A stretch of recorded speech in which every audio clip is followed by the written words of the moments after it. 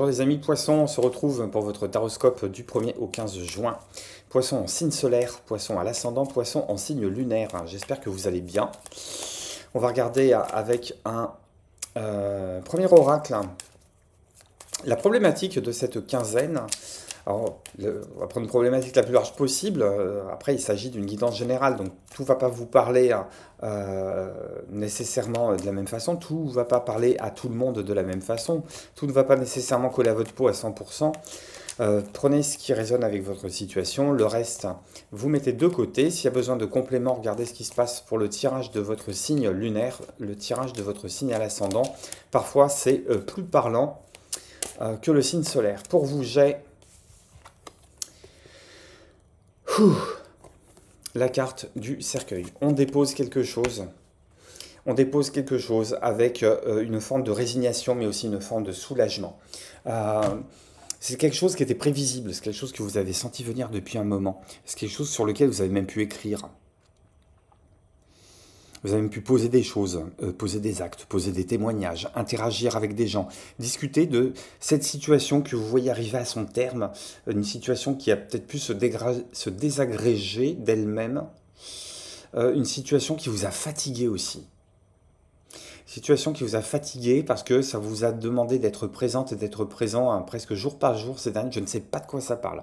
Ça peut être défendre un boulot dans une société qui est en train de se casser la figure, défendre son poste alors qu'il y a des vagues de purges, de licenciements, votre patron liquide tout le monde. Et vous avez quasiment triplé la dose de travail pour montrer à quel point vous étiez indispensable à la survie de cette entreprise et votre essai n'a pas payé et que finalement vous allez passer un petit peu à la casserole comme les autres. Ça peut être au niveau relationnel, ça peut être une séparation, ça peut être une séparation qui est en train de s'acter, qui s'est actée, sur laquelle on va pas revenir. On va pas revenir dessus, c'est posé, le rideau de fer a été baissé, il n'y aura pas de négociation possible, il y aura pas de... Avec le cercueil, il n'y a pas de retour en arrière. Avec le cercueil, il n'y a pas de retour en arrière, il y a une question d'accepter les choses telles qu'elles sont aussi. Ça peut être une question de faire le deuil d'une relation. Alors, on n'est pas nécessairement dans le masochisme et la souffrance. C'est-à-dire que ça peut être une libération. Ça peut être la libération parce que ça veut dire aussi qu'il y a quelque chose qui est mort avec lequel on est en train d'en finir. Est-ce qu'on est en train d'en finir avec la situation ou est-ce qu'on est en train d'en finir avec le deuil? Donc il y a une question d'aller lire ça avec les deux angles. Donc soit vous êtes en train de vous libérer d'une situation qui a été pesante, qui a été lourde à porter, et puis finalement maintenant on dépose tout ça et on passe à l'étape suivante, en prenant le temps de faire le deuil de cette situation-là, sur cette première quinzaine de juin, au moins, soit on fait le deuil du deuil. Ça y est, on en a fini avec tout ça. Il y a une question de passer à autre chose, de changer de système de croyance, de jeter une boîte dans laquelle vous avez pu ranger tout ce qui vous a gonflé, tout ce qui vous a rongé. Une question de faire table rase là, de quelque chose, du passé, ou table rase d'une façon de fonctionner que vous aviez hérité à la suite d'un deuil, d'une rupture, d'une séparation, d'une fin de contrat, d'une banqueroute, je ne sais pas. Une question de couper radicalement par rapport à quelque chose. Mais j'allais dire, c'est pas de votre fait. C'est pas de votre fait. La personne ou la situation qui est dans ce cercueil, c'est pas vous qui l'avez tué. On aurait eu la faux, on aurait eu d'autres cartes. Là, j'ai le cercueil. Donc, c'est un départ, c'est une fin que vous ne pouviez pas empêcher et que vous ne pouviez pas accélérer non plus. Et pareil pour le deuil, on a peut-être fait un travail pour aller négocier un deuil, et puis du jour au lendemain, on se rend compte que, paf, on retrouve une forme de liberté, de légèreté, ou au contraire, alors on va creuser ça avec les autres cartes, mais on pensait pouvoir se libérer de quelque chose, et puis finalement on se rend compte que du jour au lendemain, non, finalement c'est même de plus en plus pesant. Donc il y a une interrogation par rapport à ça. Sur le fait que cette chose qui s'arrête, ça ne s'arrête pas nécessairement de votre fait. Alors ça peut être appuyé de vos vœux, mais je pense que c'est les circonstances extérieures qui agissent. C'est la fin d'une époque. Je vais peut-être l'appeler comme ça, votre tirage, c'est la fin d'une époque. Ouais, c'est peut-être la fin d'une hésitation entre deux. C'est marrant, ça me parle d'ancien monde et de nouveau monde. Alors, est-ce que vous êtes en train de déménager? Est-ce que vous allez émigrer sur le continent américain? Est-ce que vous êtes en train de vous dire, je dois plier mes bagages en France métropolitaine parce que je suis appelé à l'étranger? Ou l'inverse? Euh, Il y a une question d'être tiraillé, là. D'être tiraillé entre l'ancien monde et le nouveau monde. Il y a une question je sais ce que je laisse, mais je peux pas m'empêcher de partir vers quelque chose de nouveau. C'est la fin d'une époque, mais qui dit la fin d'une époque dit le démarrage de quelque chose de nouveau. On tourne la page. Il y a une question de rebondir sur une situation qui parle de clôture, qui me parle de clôture, qui me parle de terminus, qui parle de page qui est à tourner ou qui est déjà tournée ou qui est en train d'être tournée et qui vous met face finalement non pas à la nostalgie ou au regret, mais sur cette espèce de nécessité de laisser l'ancien pour le nouveau. Alors, est-ce qu'on peut aller plus loin avec un premier tarot? Alors, je rappelle, ça peut toucher tout domaine de vie. Tout domaine de vie, ça peut être une histoire de cœur, une histoire de boulot, une histoire de finance aussi, hein. Peut-être qu'on bon, on arrête de donner, hein, on arrête ça peut être une source de revenus qui s'arrête aussi. On arrête de se mettre à son compte. On va passer au statut de salarié. Ça peut être le contraire aussi. Alors le contraire, salarié, indépendant, ça on est d'accord, mais ça peut être le contraire aussi. Peut-être que pour des raisons X ou Y, on a entretenu une personne, on a donné de l'argent, peut-être pour financer les études d'un enfant, peut-être pour financer la vie d'une personne âgée en maison spécialisée, ou pour quelqu'un de la famille ou un proche qui était dans une forme de handicap, qui nécessitait un investissement en temps, en énergie, en fric coûteux. Tout ça, ça s'arrête, ça se modifie. Mais pas de votre fait, du fait qu'il y a il y a une action extérieure, hein, qui vient trancher, hein.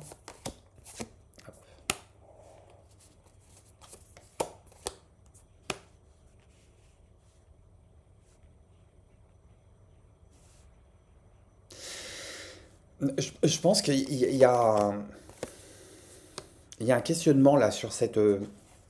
Tiens, on retrouve la lune. Ça, c'est quelque chose que j'associe souvent aux natifs de votre signe. Euh, dans le monde des émotions, je pense qu'on se perd un petit peu dans le monde des émotions. Euh, Face à certains tenants et aboutissants par rapport à cette situation, il y a des choses que vous ne pouvez pas capter, il y a des choses que vous ne pouvez pas capter parce que c'est pas vous qui détenez le pouvoir des choses. Il y a quelque chose au-dessus de vous qui agit. Il y a peut-être cette prise de conscience aussi du temps qui passe, des impondérables, des imprévus, qui vous chargent le mental, mais qui vous chargent le mental inutilement, tant que vous n'aurez pas compris euh, que comme tout n'est pas en votre pouvoir, tout n'est pas dans vos possibilités d'action, euh, certaines situations risquent de vous désespérer parce que effectivement elles ne tournent pas comme vous voudriez qu'elles tournent. Donc cette page qui se tourne, elle vous fait de la peine. Alors, elle vous fait de la peine non seulement parce qu'elle se tourne, mais elle vous fait de la peine parce qu'elle vous ramène à votre propre impuissance, sur votre propre incapacité à maintenir les choses dans l'état ou à accélérer les choses, hein, ça dépend, hein. Et ah, ça peut être aussi bien une croyance réelle que quelque chose d'erroné.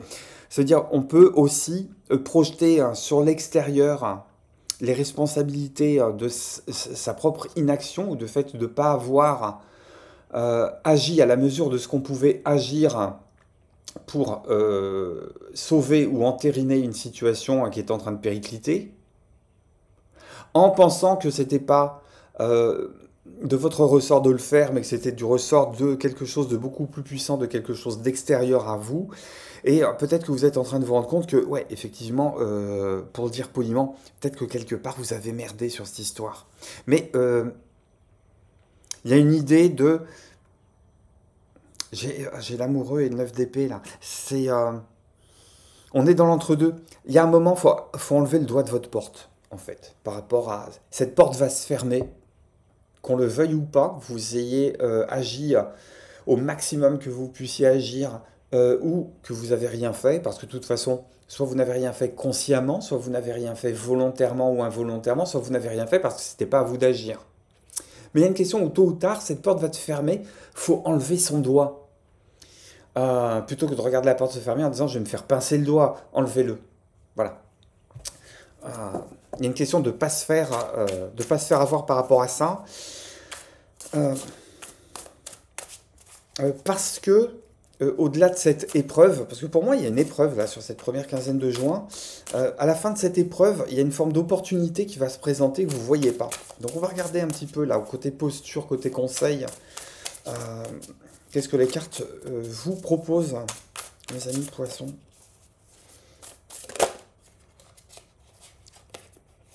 Ah bah, on y revient, hein. Elle est sortie 2 fois, hein, la carte des amoureux, hein. Moi j'entends, il y a une question d'aller peser le pour et le contre là.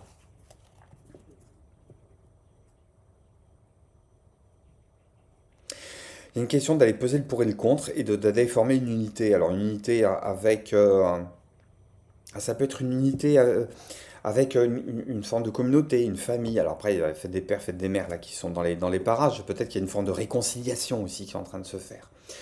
Il y a peut-être aussi une forme de choix ici parce qu'on n'est pas sur le même jeu avec la carte des amoureux. Donc il y a une question de transformer une indécision en se disant que peut-être par rapport à l'ancien monde et le nouveau monde, par rapport à l'ancienne situation qui n'existe plus et une nouvelle situation hein, qui est présente, est-ce que je peux pas faire la synthèse de tout ça et commencer à réfléchir sur ce que j'ai vécu avant est en train de m'apporter sur ce que j'ai à vivre de nouveau.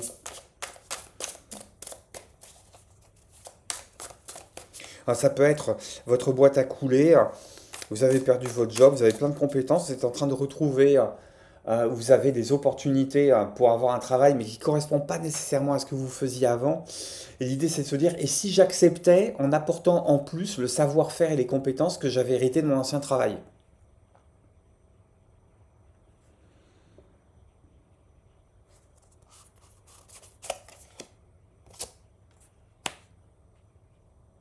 Il y a une question d'asseoir sa confiance là sur cette quinzaine là.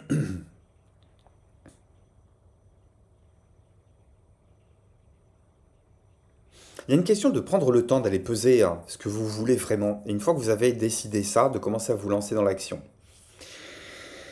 Parce qu'il y a une espèce de pugnacité, d'opiniâtreté, de constance euh, sur le fait que vous allez réussir à vous engager, à engager l'énergie et peut-être à engager les autres aussi avec vous, et y compris votre part de chance, de témérité, votre part de fortune, votre part de destin, pour vous amener, mais pas pour vous amener à restaurer une ancienne situation, pour vous amener à évoluer et à quitter cette ancienne situation qui peut vous peser. Hop. À la sortie, parfait rééquilibrage. Mais je pense que ce que vous aviez à traverser, vous deviez le traverser. Il y a une question là aussi. Je retrouve l'empereur, hein.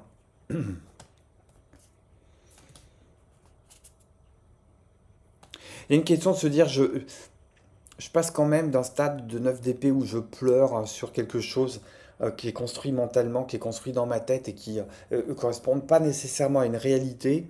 Je suis en train de transformer ça, on vous demande de transformer ça, de transformer cette énergie en disant, je vais me relever. Je vais me relever. Cette énergie, plutôt que de l'employer à user des Kleenex, je vais l'employer à faire avancer les choses, non pas dans la voie que je voudrais qu'ils prennent, mais pour m'éloigner de cette situation qui est clôturée. Adaptez ça à votre propre situation, ça peut toucher tout domaine de vie. Voilà mes amis poissons, ce que les cartes me disent pour vous sur cette première quinzaine de juin. Merci de votre présence, du pouce que vous laissez, du commentaire que vous laissez pour soutenir la chaîne. Abonnez-vous si ce n'est déjà fait. On se retrouve très très vite pour de prochains tirages. Je vous embrasse, excellente première quinzaine de juin. Bye bye.